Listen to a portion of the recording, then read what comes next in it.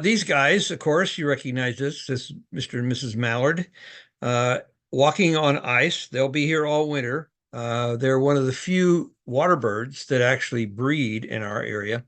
We probably get about 50% of our wintering mallards coming down from Canada and Alaska.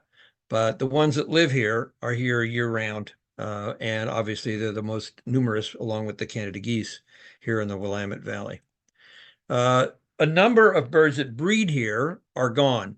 Probably haven't seen a swallow in about 8 or 10 days. I did see a couple of swifts a couple of days ago, but they're going to be leaving too.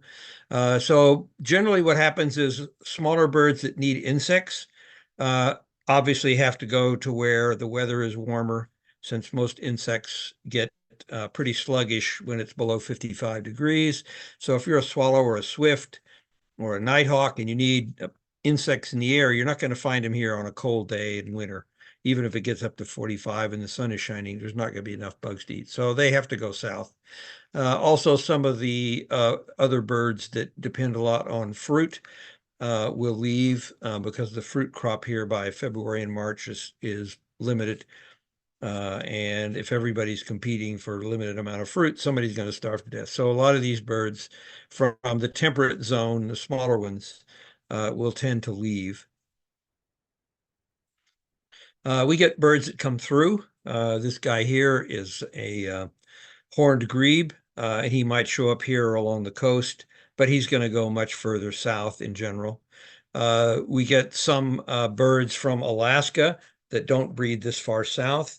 And we think of them as eastern birds. A lot of them are forest birds that are found in Maine and then all the way across the forest, across Canada up into Alaska, but they don't breed this far south or on this side of the Rocky Mountains, but they will pass through in small numbers. Typical is the American redstart and some of the other forest birds from further north, and they just keep going when they pass through. We also, obviously, this time of year, birds are moving all over the place, and occasionally a rare bird will show up from out of the zone. And some of them even show up in the summer. There's been a brown-footed booby up at Port Townsend in Washington since July. It's only the third state record for Washington, and there's only two previous records in Oregon. The bird has not been seen yet in Oregon, but if it ever heads back to Hawaii where it belongs, it may pass through some part of the coast. And there are water birds that come and keep going. Snow geese are classic. If you go to the Central Valley of California, north of Sacramento, look visiting those refuges in January, you'll see thousands of snow geese. They will pass through Oregon, but very few of them will stay. The common loon, most of them go further south, but they show up on reservoirs around here. I've seen them at Hag Lake pretty regularly. Sometimes they're there all winter, one or two. They'll show up at other reservoirs. They need deep water. It's a diving bird. It catches all its food underwater. So it needs deep water that is full of smaller fish, maybe tadpoles, big insects, anything that can catch underwater, it's more than happy to eat. Pretty good sized bird, bigger than a mallard. And that's a serious beak, as you can tell. And they swim quite fast. Unlike many ducks, loons' legs are way in the back, so they can't walk. They have to nest on floating pads in the water further north. The nearest ones nesting are in northeastern Washington state. But they're quite successful at catching things underwater very fast, faster than most fish. Some of the birds that arrive come from different areas. We get birds that come almost due west from eastern Oregon and eastern Washington. We get a lot of birds from further north. And then there are some birds that breed, say, at 4,000 or 5,000 or even 8,000 feet in the Cascades, and many of them end up down here. Probably the most numerous are the juncos. We have a few juncos. They're a member of the sparrow family that will nest here in the valley. They need dense shade and good cover under the trees. So a forest where there's been little clearing and the trees are pretty high and dense, you might find a pair or two of juncos. We have one in my neighborhood here in South Salem, one pair. They raised a couple of young this year. But by January, I would expect that the juncos will outnumber everything else in my garden. Last year, we got up to over 60 juncos per day on our feeders in January and February. They'll stay in the mountains quite late. Like most sparrows, they feed on the ground. So until the snow is 2 or 3 inches deep, why the hell should they bother to come down here? They don't care about the cold. What they care about is can they access the food on the ground? So we won't see them until at least the first major snowstorm in the Cascades. Now, some will also come down from further north, so we'll get juncos from even Alaska, but definitely from British Columbia. And they won't start arriving until the snow is heavy up there. So if there's no snow in the Rockies in British Columbia on October 10th, you're not going to see any Canadian juncos down here. They're not going to move until nature says you can't feed here anymore. The bird on the right is a harrier. We have a few of them that live in the open areas and the marshy areas. They hunt close to the ground, so they need short reeds and grass and meadows. You're not going to find them in a forest. And we get many harriers into this area from much further north because once it starts to freeze and the snow gets deep, it's almost impossible for them to find enough prey. So they need to come down here where they can hit the ground and grab the prey that they find on the ground. Robins are an interesting story. We have robins here, of course, in the summer, but most of our robins leave and go further south. I always say they go to San Diego to play golf. And so we start getting bigger and darker robins from further north.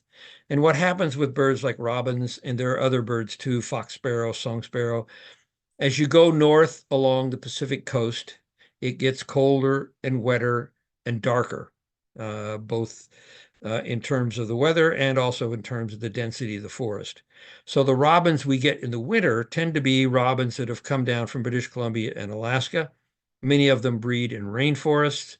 And so they are like this bird, probably a full shade darker on the chest than the ones that breed here. And they are slightly bigger. So they are now coming in flocks. I've seen them on lawns around Salem in the last week or two, flocks of robins, and most of these are ones that have just arrived from further north. A couple of weeks ago, it would have been hard to find a robin because ours had left, headed south, and the robins that have come down, because this has been a pretty mild fall out here on the West Coast, they just weren't in any big hurry. So they didn't arrive in early September. They're just starting to get here now. There are some birds now that winter here, and you're going to see them all around the place, that are fairly recent. The Anna's hummingbird was a pretty rare bird here 60 years ago. But he understands what climate change is, and he's adjusting. He's moving north into areas where he can survive the winter, and there's plenty of food in spring and summer. And the Anna's hummingbird is a classic example of that. Most of the birds that are new or are much more numerous now than they would have been 50, 60 years ago are all coming up from the south. The white-faced ibis that you now find in thousands in Klamath and Malheur is a classic example. They were pretty rare here 75, 80 years ago in Oregon, but now in the right habitat, they're all over the place. And Anna's hummingbird is classic. 100 years ago, there never would have been a wintering Anna's hummingbird. And now, if you put up feeders, he's going to come and take over. Some of the birds come down from the mountains. Some of them are found here in the valley already, like red-breasted nuthatch and chestnut-backed chickadee. But some of these other birds that start coming down are either not here or pretty rare. Trying to find a kinglet around here in July, good luck. But you wait till December, they're going to be, if you've got brush or trees in your garden, you're going to certainly have a ruby crowned kinglet. And if you're really lucky, you may get a little flock of golden crowns. The hermit thrushes come and go through the valley, but they tend to nest in mountain forests because they don't want to compete with the Swainson's thrush that migrates out, but comes back in the spring, like similar habitat. And so rather than to compete, the hermit thrush just goes up into the mountains and nests in the forest there. Some of the migrants that leave, the green-tailed towhee, of course, is a mountain bird, and it migrates down the mountain, so it's almost never seen here in the valley. But once you get up to about 4,000 feet, if it's the right kind of meadow, you can start to find them in the spring and summer. Lincoln sparrow has come down from the mountains. I saw one just recently at Minto Brown. Some will stay in marshy areas, but most will head further south. The vesper sparrow, the hermit warbler, tanager, calliope, most of the flycatchers, except for black phoebe, all head south. The yellow rump is interesting. The yellow rump nests in the mountains here, but we think most of the yellow rumps from here, because they are Audubon's warblers and are rare in the winter, we assume they go south to California or even further south. And what we get are the myrtle warblers, which is the other subset of yellow rump, the ones with the pale throat, no yellow on the throat. They come down from Alaska and the Yukon, and they are in the winter on most Christmas counts, certainly in the Willamette Valley and along the coast. They're far and away the most numerous warbler. You might get an orange crown or two, maybe a Townsend or two. If you're really lucky, you might get a yellowthroat or some kind of vagrant. But the yellowthroat warblers, mostly myrtle, will outnumber all the others put together on almost any Christmas count here in the Willamette Valley. So the ones that breed locally go south, and then we get the ones coming down from Alaska where there's no way they're going to find enough food in the winter. So they need to come down here to our subtropical climate. This is a green-tailed towhee. He's one of the migrants. As I said, he goes straight down the mountains. Finding them in low elevation any time of year is extremely rare. In over 20 years of birding the coast in Central California, where migrants come through by the millions, I saw one green-tailed towhee in 20 years. Visitors that come from the east, these are mostly marsh and prairie birds, birds that like flat, open country.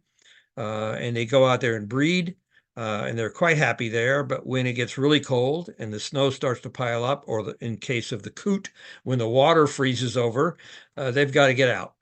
So there are lots of coots that breed in, say, Malheur.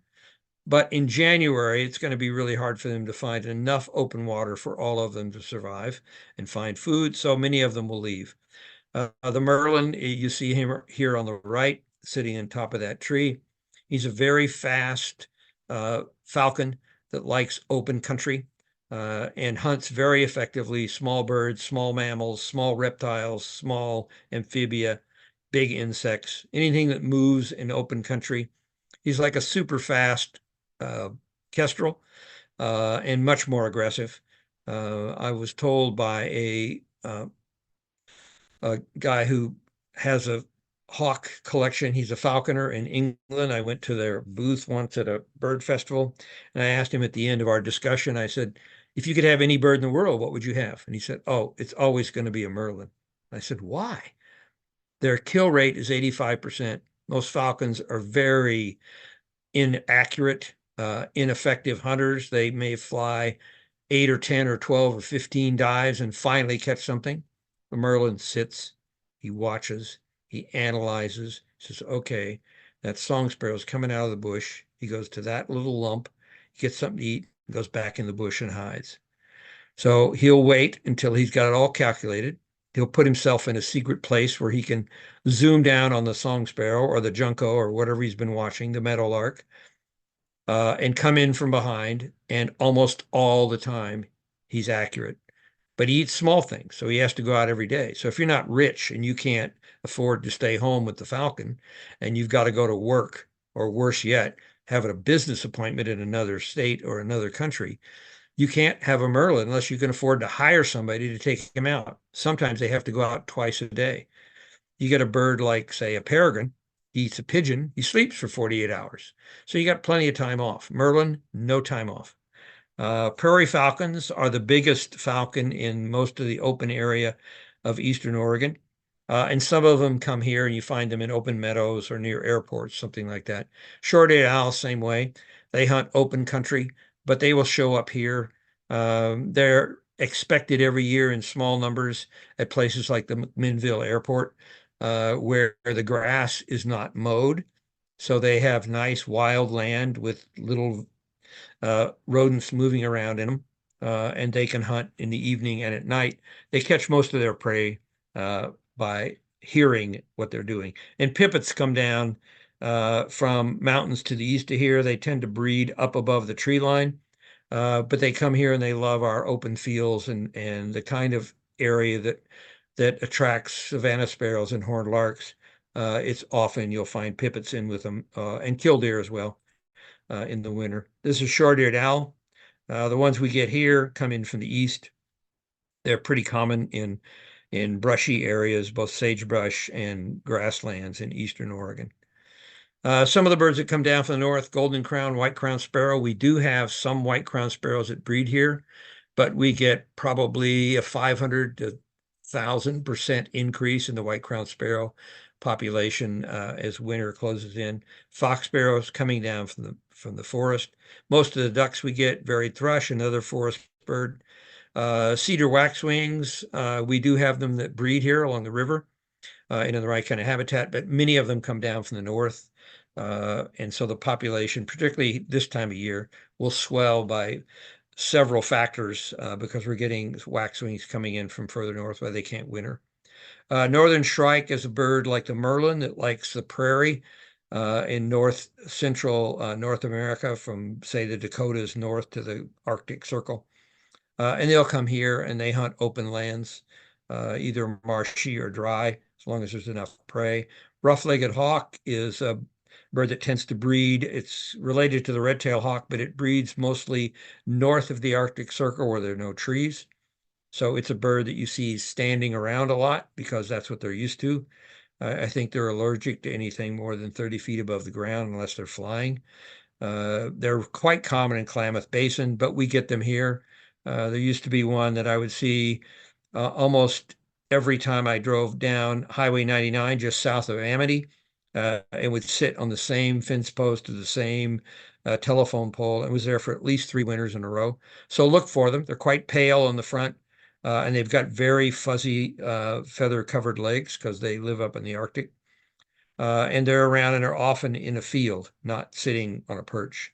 We get a lot more bald eagles because the water starts to freeze further north, so they can't catch their fish. And roadkill may be covered with piles of snow, so they come to open areas.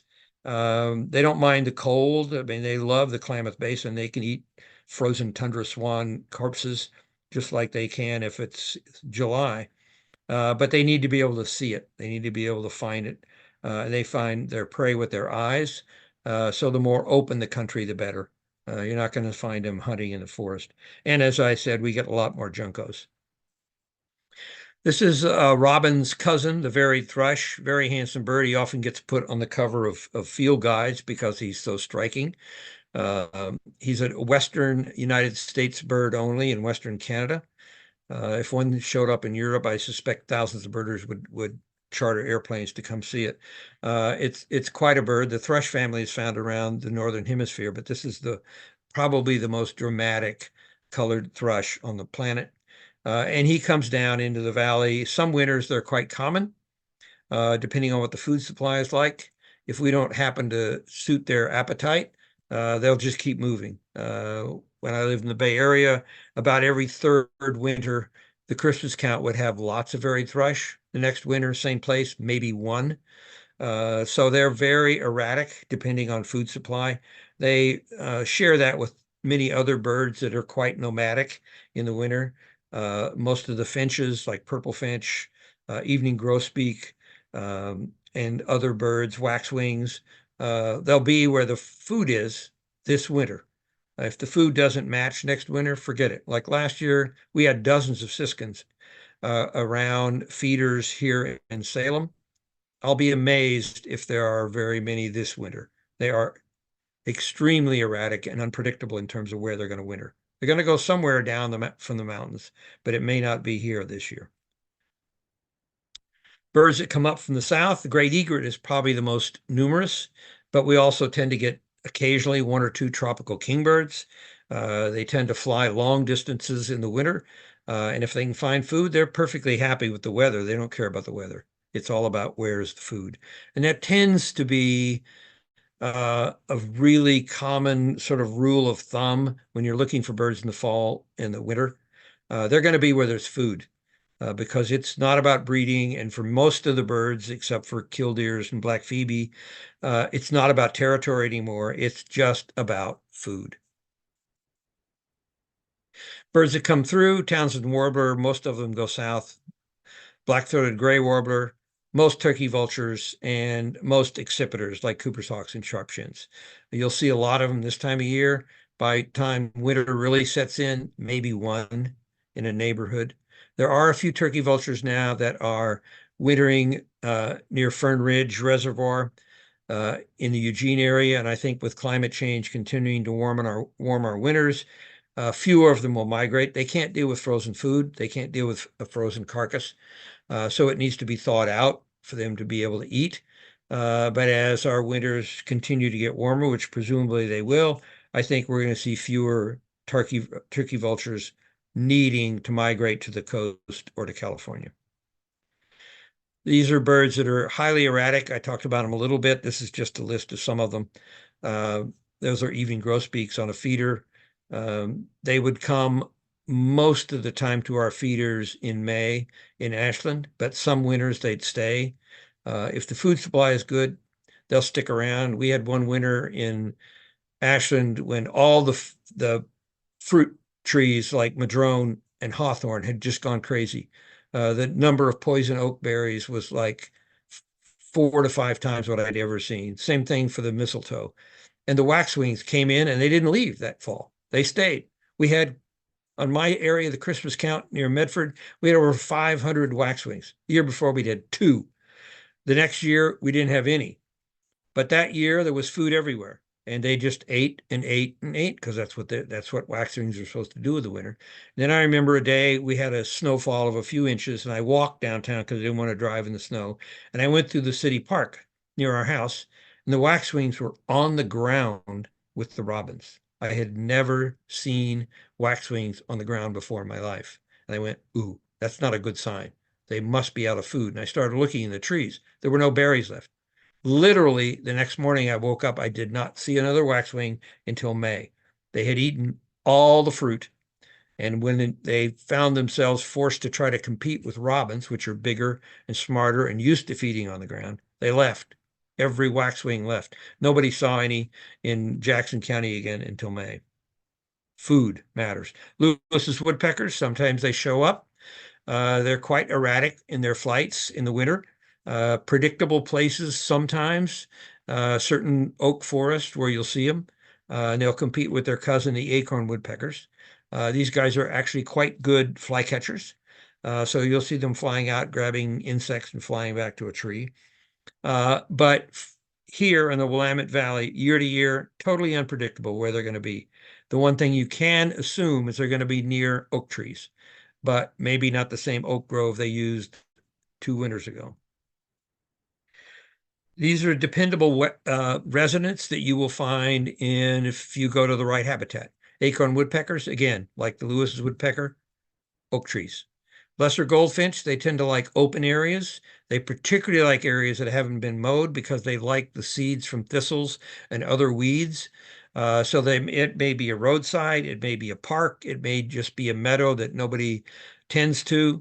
They definitely like seeds, and they will come to feeders if you've got seeds in them. The nuthatches, red-breasted nuthatch tends to be in inner near conifers.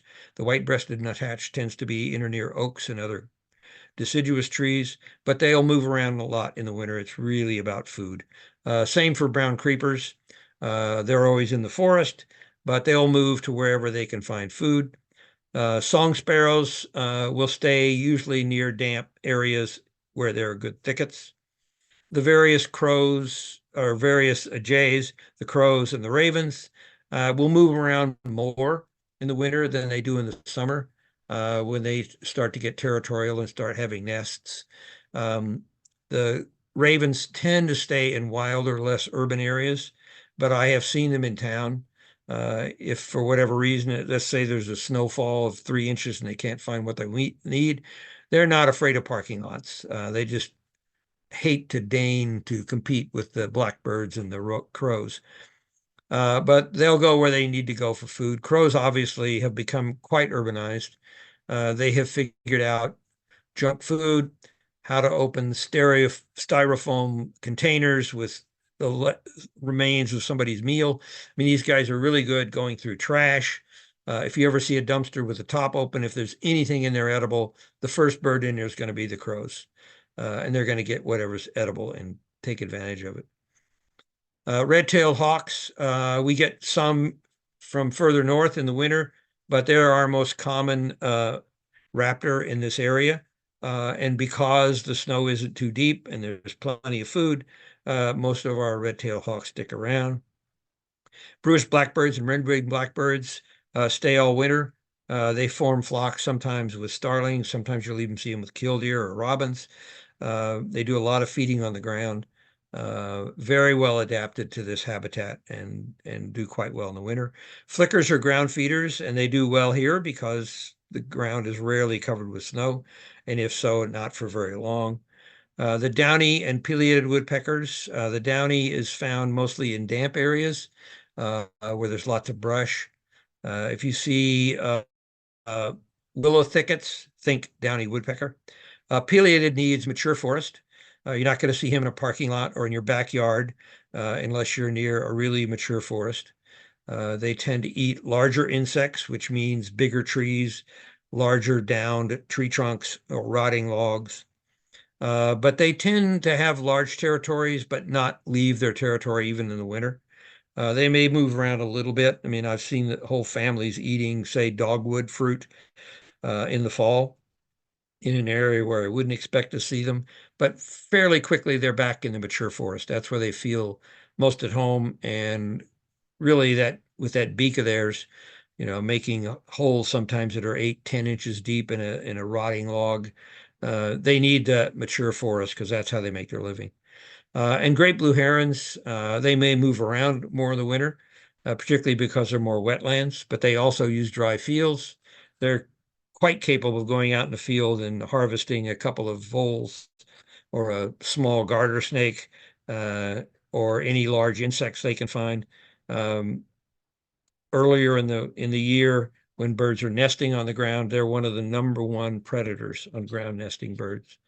Um, they tend to be often in wet areas, but they're quite capable of hunting a hayfield, particularly right after it's been mowed.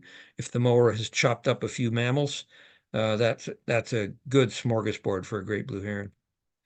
Dipper is hard to find around here. There are a few places. They're along Baker Creek, northwest of McMinnville. You need really fast flowing, clean, pure water full of bugs.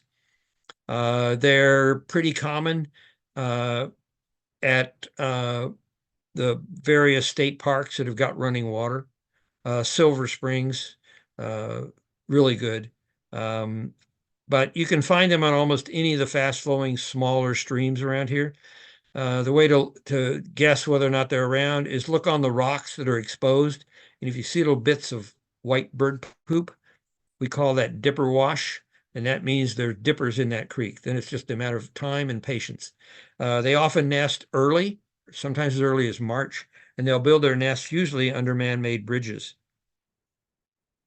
White-fronted goose, they come through. A few may stay, hang out with the cacklers and the Canada geese, but mostly they just pass through. These are cacklers. They come down from western Alaska. They're about a third the size of what I call the golf course goose, the big Canada geese that have been brought in and now live here year-round. These guys are long-distance migrants, and the Willamette Valley is one of the key areas where they winter because we have lots of rain, and that means lots of grass, and that means some very happy cackling geese. And at some of the refuges around here, uh, certainly among the large birds, they are far and away the most numerous. It's not at all uncommon to look out in the field and see thousands of cackling geese. They haven't arrived yet, but by mid to late November, usually most of them are here. And you see them around town in Salem. They'll be on lawns of some of the government buildings or the high school campus or college campus. They get along with people pretty well. They mostly just ignore you. If they're feeding next to a parking lot and you don't get out of your car, you can drive within 3 or 4 feet of them. They really don't care. Uh, it's all about where the food is and how fast can they eat it. Uh, This is a bird that actually breeds here in small numbers. It's the hooded merganser. I've seen them off and on all summer at Minto Brown Park. These are a couple of males in breeding plumage. And many ducks are dimorphic. That is, the male does not look like the female and vice versa. They have different plumage, and many of them it's dramatically different. This is one. Some of the ducks that come in mostly come from either east of here or north of here. And then we have a few that are resident, the wood duck, the hooded merganser in small numbers. Most of the ones we get in the winter have come in from other places. The mallards are pretty common here. And common mergansers are found on the rivers and reservoirs. They like fast flowing water. It needs to be fresh, it needs to be deep, and it needs to be full of fish. But a lot of the ducks that we see in big numbers, like bufflehead, shoveler, green-winged teal, ruddy duck, pintail, these guys are all coming in from east and north of here. There's a pair of wood ducks. You can find them just like that right now at Minto Brown and other places where they breed. They go through a period in late summer when the male loses all that fancy plumage and he can't fly. He molts all his feathers at once. But now he's back in male plumage, and the female, of course, with that white spectacle. She's the only duck in North America that has a white spectacle like that. And this is a pair. They haven't mated or started to breed or anything like that yet, but sometimes you see them hanging out in pairs. I saw 4 or 5 of them the other day on Willamette Slough near parking lot number 1 in Minto Brand. Dabbler ducks are ducks that feed on the surface. They tend to like pond scum. Many of them will go out in the field and feed as well, particularly widgeons and pintails. It's quite common to see them and mallards, grazing across a field, finding whatever's there to eat. Shovelers tend to be more likely to stay in the water. These are shoveler males with those huge beaks. The widgeons are in the upper left. In the upper right, it's mostly pintails. The male have that white racing stripe. And then the little duck off to the right is the green-winged teal, another dabbler, and the smallest dabbling duck we have regularly in Oregon. All these birds feed on the surface. So marshes are fine, puddles even sometimes, fields. The water doesn't have to be terribly deep. It just has to have food. This is gadwall. Has the deepest voice of any duck in North America, even deeper than the mallard. It's sort of a smaller than a mallard. The real field mark for these guys, besides the voice, is that black triangle on the tail end of the male gadwall. There's shovelers. It's very common to see them feeding like this. That huge beak of theirs are like baleen whales. They're sucking water and pond scum into the beak. Then with the tongue and their throat, they force all the water out, swallow what's left over. So you'll see them like this sometimes for 30 or 40 seconds with their head in, sometimes completely underwater. And then they finally come up and breathe, of course, and then they go back down. And they often will put their tails in the air, their butts in the air, and get their beak even further down the water, and they're pulling stuff off the bottom. There's a green-winged teal male. It's got that little white shoulder stripe. Female is very nondescript. These are widgeons. They don't quack, they whistle. They sound like a rubber ducky. And the males have the blue beak and the white stripe across the head. And it's almost impossible to find a single widgeon. They are very gregarious. Dabbling ducks, it's how they feed and what they eat. They eat stuff on the surface. Their legs are in the middle so they can run around and they can walk on land. The habitat they need for breeding and wintering tends to be marshy. Some of them, like wood ducks, will actually go up in trees and nest in cavities, but almost all the dabbling ducks nest on the ground or in floating vegetation.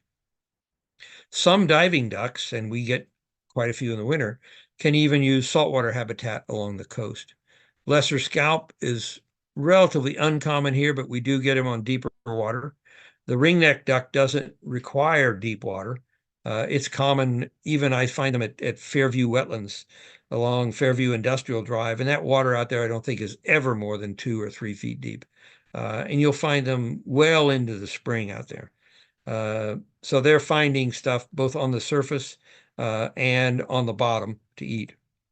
Uh, Bufflehead also can deal with fairly shallow water as long as there's enough food. They eat mostly small insects, small fish, small crustaceans, snails, things like that. Common goldeneye tends to be strictly deeper water. You may see them occasionally on the Willamette River or any of the big reservoirs around here. And that round uh, pattern on the face is the identifying mark of a male common goldeneye. Again, these are the hooded mergansers. They can take fairly shallow water, even though they're diving ducks. They're small, and I think they catch a lot of things right on the surface. They tend to be pretty shy, so if they see you, they tend to move back in the reeds and disappear. California quail is not native here in the Willamette Valley, but he's done very well since he was brought in for hunters. And in many cases, they've gotten very smart. They move into town like the wild turkeys because it's a lot easier to dodge a pickup truck than it is a shotgun. This is a rough grouse. They're up in the forests, starting at about 2,500, 3,000 feet. Pretty common. They like the dense underbrush. I've never heard them coming down into the valley. Maybe once in a while, if it got really horrifically snowy up there, they might move down. But they tend to be in areas where the brush is so thick, the snow doesn't get to the ground anyway. So they can go in under, a dense thicket and dig in fresh ground because the snow is up on top of the leaves. This is our Anna's hummingbird. Um, this is proof that they can make it through the winter. The shrub has lost all its leaves. High-billed grebe is the one grebe that nests here regularly. They like marshes. They like relatively deep water because they catch their prey underwater. Very good swimmers. Like the loon, their legs are way at the back, like an outboard motor, so they can't really walk. They can sort of slide along on their belly like a seal. So they nest on floating vegetation in the water, not very big. They're smaller than a coot. And they have a wonderful call. You should go to the Cornell Ornithological Lab site and listen to the call because you'll hear it starting as early as March when the males are getting ready to breed. And as you can see, almost no tail. Very fast swimmers, one of the fastest swimming birds we have here in the Willamette Valley. Great blue heron, I don't know what I can say about him except alpha predator. Um, Nobody messes with the great blue heron. I've even seen bald eagles get nervous when they're down the beach from a heron and decide to fly away. It's not worth dealing with that dagger that he carries. White pelicans are not very common here, but we do get them occasionally, both here and on the coast. They breed further east. Mostly they tend to go further south, but they're a common breeding bird at Klamath, Summer Lake, Malheur, many of the other lakes in eastern Oregon, and further east into Idaho and Montana. The largest pelican in North America, of course, much larger than the brown. And because they're so large and heavy, they can't dive the way the brown pelican does. So they feed like this, in little groups. They'll chase a school of fish across a lake, just scooping them up as fast as they can. They're the second largest wingspan in North America. Only the condor is slightly larger. 2 or 3 inches less is the white pelican at just under 9 feet. So when you see them soaring in places like Malheur, you'll see this huge silvery white cloud of birds just circling, almost looking like they could be asleep. They're moving so slowly, you can't believe it, but the wings are huge. So all they need is a slight updraft, and they can just drift for hours in the air. This is our only regular cormorant here in the valley. This is double-crested. The real field mark is the yellow around the face. The other two cormorants that we have along the coast, pelagic and Brandt's, don't have yellow on their face. These guys are found all across the western United States, wherever there's water and fish to eat. So it's rivers, lakes, marshes, small streams, bays, inlets, estuaries, you name it. If there's fish, there's probably going to be double-crested cormorant. They're the ones that the fishermen had slaughtered up along the Columbia River because they are really good at catching fish, and the fishermen get jealous. These guys are great swimmers. You often see them like this. They're drying those feathers. Back in the day, before we got serious about studying other animals and how they behave, the assumption was that these guys were primitive, that they hadn't developed oil glands.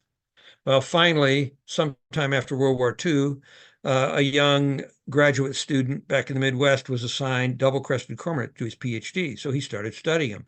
Lo and behold, as he's cutting apart dead bodies, he finds an oil gland, but it doesn't get used. Turns out, when they get waterlogged, and he finally figured this out, they can dive much deeper, much further, and much faster than more buoyant birds like, say, a loon or a merganser. So they get deeper and find prey that they can catch that the other birds can't get to because they can't get down that far. But eventually, after they're waterlogged enough, they need to dry out so they don't drown. So being waterlogged helps them get more food that other birds can't get to, but eventually they have to once again become slightly buoyant, so they get up and dry off. So much for our foolish assumption that they were primitive. They're actually more developed than, say, a loon, because they can get waterlogged, and the cormorant gets much deeper because he is waterlogged. In open lands, this is probably one of the most common, along with the red-tailed hawk. Here in the winter, this is a harrier. If you notice that face, it's sort of concave. That's because he uses his ears to hunt, like an owl. You'll see a harrier often cruising just above the weed tops, just above the grass. He's not looking, he's listening. He will catch prey often that he's never seen. He hears something move in the grass, and he's on it in a flash. So with those long, deep wings, that long tail, he doesn't have to fly fast. A falcon, to stay in the air, is moving 30, 40, 50 miles an hour. This guy is barely moving. You see him fly, it's just like an owl, 5, 6 miles an hour. He hears something, he drops on it instantly. Meal served. These are the accipiters. Cooper's hawks are quite common if you've got bird feeders. They come in and check out looking for finches, juncos, whatever it may be at the feeder. And by midwinter, the Cooper's hawk in your neighborhood will know where every feeder is, and he will probably check it every day. Accipiters have short wings. They can fly through brush, through trees, through limbs. Very maneuverable with a long tail, not flying very fast. Their number one asset is stealth. So when the crows or the jays find them, they start screaming. Every little bird knows there's a Cooper's hawk, and they vanish. But if they manage to sneak into a thicket and the jays and the crows don't find them, they'll sneak up and find a bird by catching it from behind. This is the sharp-shinned, which is smaller than the Cooper's hawk, tends to be less common in the valley in the summer, but comes down from the dense forest in the winter. It's even smaller than a Cooper's hawk, tinier head, very tiny little feet that almost look like they're made out of pipe straws or something. Very, very delicate looking little bird, and very sneaky again. Here's one sitting on the fence. See how thin those legs are? He only catches tiny little birds. Scavenger. This guy is, I hate to say it, but he's like a Wall Street investor. He'll take anything from anybody, anytime, as long as it's profitable for him. He'll steal food from other birds. They're particularly good at bullying osprey and stealing the fish, because osprey are great at catching fish. But in the winter, the osprey are gone because the water might freeze over. So this guy will eat almost anything. He can even eat rotting carcasses because his stomach acid will kill almost all the bacteria and virus. So he can eat stuff that most other birds don't dare eat. There's one carrying a duck. There's another one carrying prey. This is down at Riverfront Park. This is our red tail. He's our number one land predator. Catches stuff in open areas, from medium-sized rodents on down. He'll, catch gopher snakes. He'll take small birds he finds on the ground. He's particularly interested in uh, brush bunnies, ground squirrels, any other small rodent he can find. Here's one having a meal. This is a red-shouldered hawk. He's another one like Anna's hummingbird, fairly recent up here. You hear them screaming a lot. They're the loudest hawk we have, and they've come up from California. They do pretty well around urban areas. In the cities, they're number one rat catchers, probably the best rat catcher on the planet.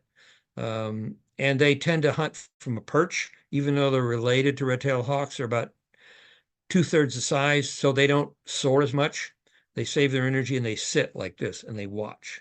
Then when they see something that's not paying attention, they'll swoop down and grab it. Yellow legs, these are both yellow legs. They come through. The greater yellow legs have already arrived at Minto Brown. I'm seeing two almost every time I go out there now in one of the pools. The one in the back is the lesser, and he tends to move on and not stay. But it's nice to compare the size. The beak is shorter, both in actual size and in comparison to the head diameter. And of course, the greater yellow legs is much taller.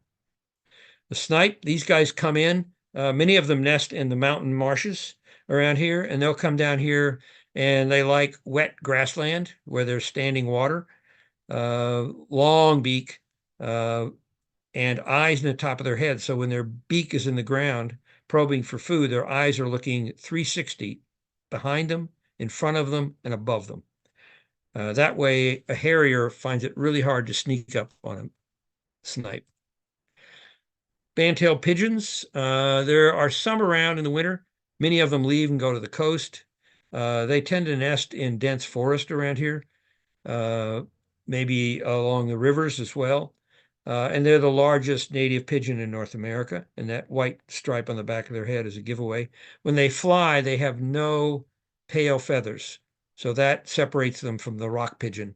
There's nothing pale on the underside of a band-tailed pigeon. These guys are sort of self-selected. Somebody made the mistake of taking collared doves to the Bahamas back in the 1970s. By 1981, they were in Florida. Didn't take them long to spread across the country. They do really well around people. They like houses, they like buildings, they like bridges.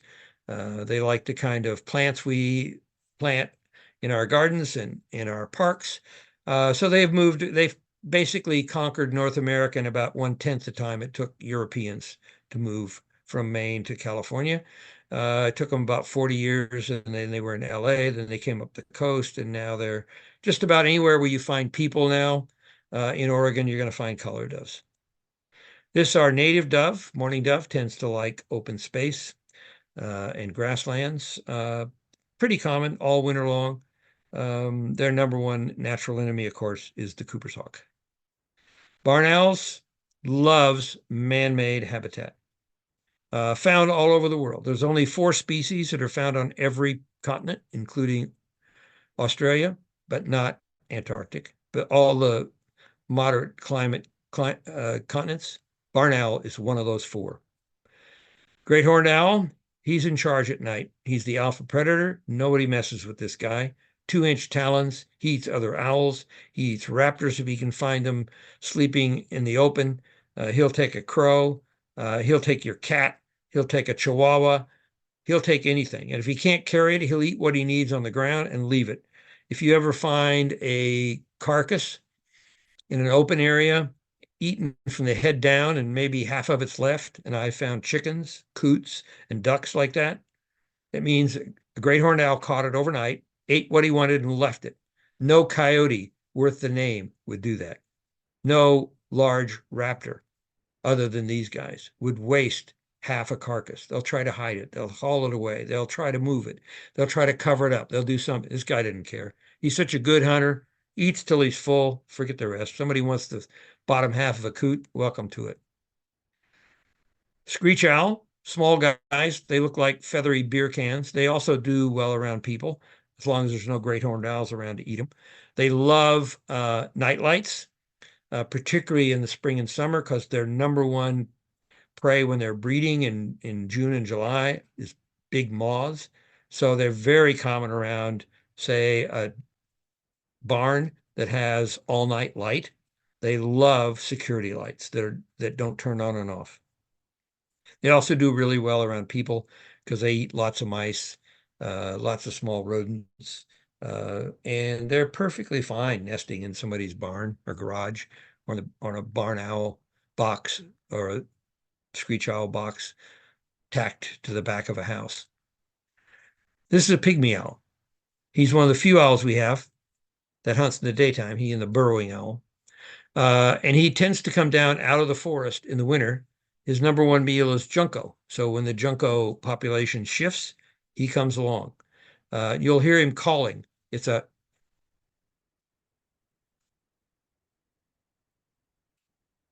just very monotonous. Uh, but don't be fooled. That doesn't mean you're going to find him. He's a ventriloquist. I spent over half an hour more than once answering and being answered by a pygmy owl. Never saw the bird. It sounds like it's in front of me, then it sounds like it's over me, then it sounds like it's behind me, then it's off to the right. I never saw the birds. They do that to their prey. They pretend they're 30 feet away to the northwest, but in fact, they're due south. Very, very hard to escape. Small, about 6.5 inch body, but ferocious if you're a small bird. Flickers feet on the ground. They're the only woodpecker we have that's regularly on the ground. Uh, Big voice, round all winter. You might hear them calling. I heard one calling just yesterday morning. They never shut up. Many other birds get quite quiet when the weather's cold. Not this guy. Downy woodpeckers, they tend to like brushy areas, not dense forest. Uh, Small beak, he gleans like a warbler or a vireo.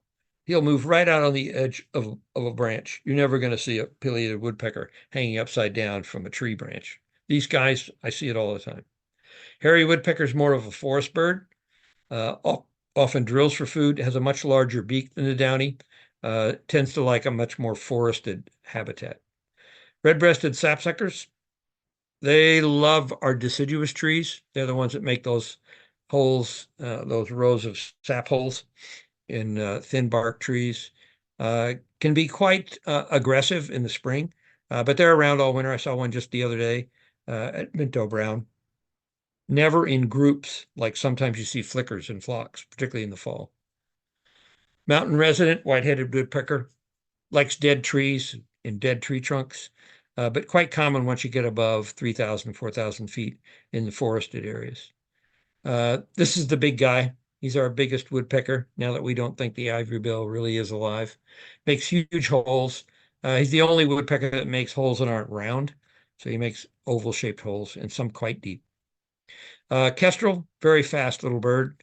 Here year round. We may get a few more in the winter because they're coming in from central Canada where it gets too cold for the mammals to come out in the daytime. The male has the gray on it. The female is more rusty brown and slightly larger, which is true of all raptors. The females are the bigger ones. Kingfisher, champion fish catcher. I see him regularly at Minto Brown. They're regularly along the Willamette River, the Santiam River, any place where there's clear enough water and fish. Uh, Quite loud, quite aggressive. This is a female. She's got two stripes on the chest. She's got the red stripe. The male misses the red, so he's actually less decorated than she is.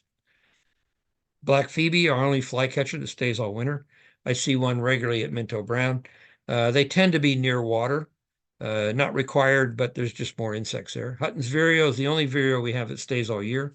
Hard to find, likes dense shrubbery below the canopy. Usually doesn't get up very high, stays down pretty low. Very sneaky little bird, hard to find. The ravens, I could go on for an hour about ravens. I won't. They're smarter than most of our neighbors. Very social, very adaptable, very quick at solving problems, and very good at finding food. Crows are the same, except they're more urbanized. Once you get east of the Cascades, crows get pretty uncommon. They're around towns, but the ravens own the sagebrush. Scrub jay tends to like deciduous trees and gets along really well. When I don't put out the peanuts in the morning, they come and yell at me and call me names. So get the peanuts out here. What the heck do you think you're doing? Stellar's jays, speaking of peanuts, we get about 6 scrub jays every day and 2 stellars. at our house here in Salem. Stellar's jays tend to be more confined to conifer forests. Chestnut-backed chickadee also likes conifers, particularly Doug firs. So not so common in cottonwoods and oaks. Black-capped chickadee, much more common in deciduous forest. Very gregarious year-round, makes lots of noise. He and the bush tits will often be at the center of winter gleaning flocks. It might include yellow rumps and kinglets and other birds that don't breed here and don't know the territory as well. But these guys know the territory really well, so the visitors follow them around. Bush tits, the only bird in its family that's found in North America. They're just here in Oregon, California, and northern Mexico, but they did come originally across the Siberian land bridge. Our smallest songbird that breeds in Oregon, and this time of year, almost always in a flock of at least 22.3, I'm told by a scientist.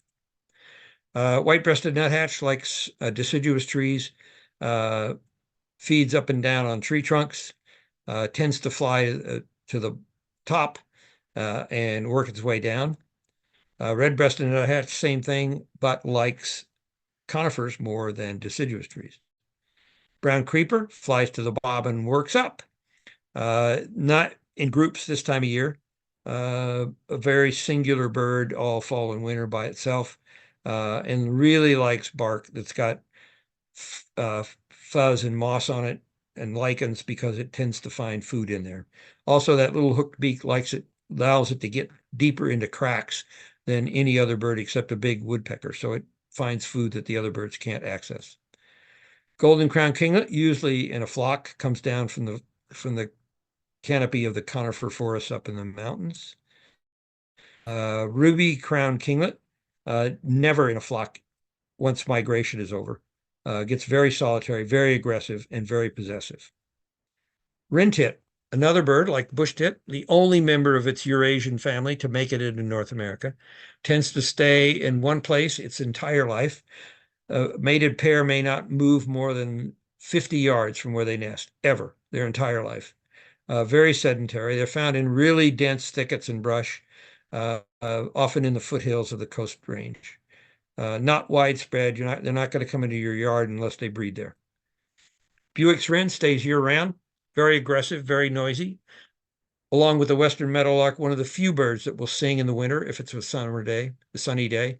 I've seen him singing in freezing weather, but the sun is out, and that's all he cares about. Very aggressive little guy, will eat almost anything, likes thickets, pretty common in urban areas if there's enough cover.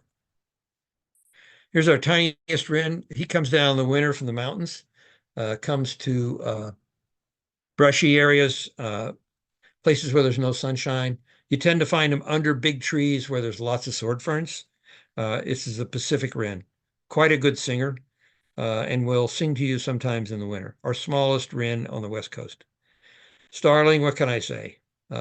We imported him and he decided to stay, and he's been a real success. Very aggressive, very gregarious, and very smart. Robins, yum. They like earthworms. This is the hermit thrush that comes down out of the mountains in the winter and tends to stay near thickets. Will get out in the lawn a little bit, but never more than 2 or 3 feet from the nearest bush. House sparrow, another import, does really well around people. Doesn't compete that successfully with some of our native birds anymore, like the house finch, but they're still surviving, particularly in towns and in urbanized areas. Waxwings, here's a bunch of them taking a bath. Great fruit eaters. They'll come in and clear out your crabapple or your pyracantha or your other berry bushes or hawthorns, and they may be there for an hour or 2 hours, and they're gone. They may come back if they find other food, but this time of year, it's all about the stomach. Gotta love that mask. Great fruit eaters. Yellow rump warbler, our most common winter warbler, comes down from the forests. Here's one in the mountains when there's snow on the ground in April. Very hardy compared to most warblers. Most warblers couldn't stand the sight of snow. These guys don't care. As long as there's food, they're perfectly happy. Juncos, uh, probably our most numerous sparrow in the state. Certainly in the winter, one of the most numerous. In my garden, they normally outnumber the golden crown and white crown and song sparrow and spotted towhee and fox sparrow all combined. Like last year, we had at least 50 or 60. They were competing with the siskins all the time. Very, very hardy bird. Savannah sparrow, they tend to stay on the grassland. Some of them may migrate out, but most of them stay in open grassy areas where they've bred during the summer, and usually pretty common on most Christmas counts that have open areas. These guys mostly are the migrants, golden crown and white crown. Golden crown is bigger. They're very close cousins. Um, the golden crown may sing and has sort of a sad, whiny song that you start hearing in late winter. Um, doesn't breed down here. A few white crowns breed here, but most of the ones we get have come down from Alaska. Here's a golden crown and a song sparrow on a frozen pond, picking food off the ice. Some of the song sparrows we get in the winter have come down from further north. The darker they are, the further north they breed. That tends to happen with them and the robins and fox sparrows and such. The wetter and darker the climate, the darker and bigger the bird. So our fox sparrows that breed here have a little bit of white around their face. The ones that come down from Alaska often have zero white anywhere on their body. And they're slightly bigger than the ones that live here year round. Spotted towhee, it's our only native towhee. Here's one on the bottom that had a cross bill.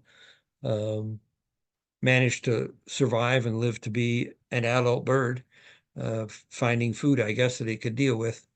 They're the largest sparrow we have here in the Willamette Valley. Brewer's blackbird, quite common.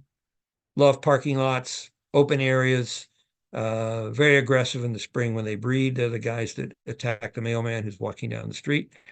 Red wings, I tend to like marshy areas, particularly for breeding, but in the winter they will form flocks with starlings and brewer's blackbirds. Meadowlark, our state bird, will sing on wintry days if it's sunny. And they, like the Savannah sparrow, like open grassland. I don't think I've ever seen one inside the city limits of Salem. Not impossible at some place like Minto Brown, but they tend to stay out in the flatlands and the grassy areas. Pine siskin, we may or may not get them this year. They have a deep notch in their tail. They're one of our smallest finches, and they're always in big gangs when they're present. Goldfinches, this is before they lose their plumage. Now I've got goldfinches in my garden, but none of them have that gold anymore. They're sort of drabbish brown and gray, but they still have those bold white wing bars, which is an important field mark for the American goldfinch. And this is a classic winter scene. This is on Sauvie Island, where you've got the big, the medium, and the tiny. In the back are the sandhill cranes. It's the northernmost place in North America on the West Coast for cranes to winter, and there's usually several hundred there, and moving back and forth between Sauvie Island and Ridgefield. Then there's the regular Canada geese, many of which come down from Canada. And then in the front, you got the little cackling geese. So if there's anybody's got questions, I'll be happy to try to answer.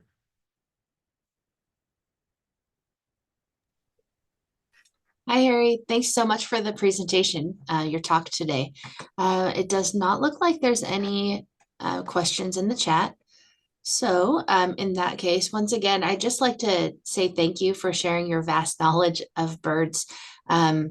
As someone who doesn't know very much about birds, I found it really interesting and seeing all the pictures. And now I feel like I'm going to look more and see and hear more and see what I can Yes, hear. they're always worth watching. They're very smart animals and very complicated. They've been doing this stuff for millions of years, so they're quite good at what they do.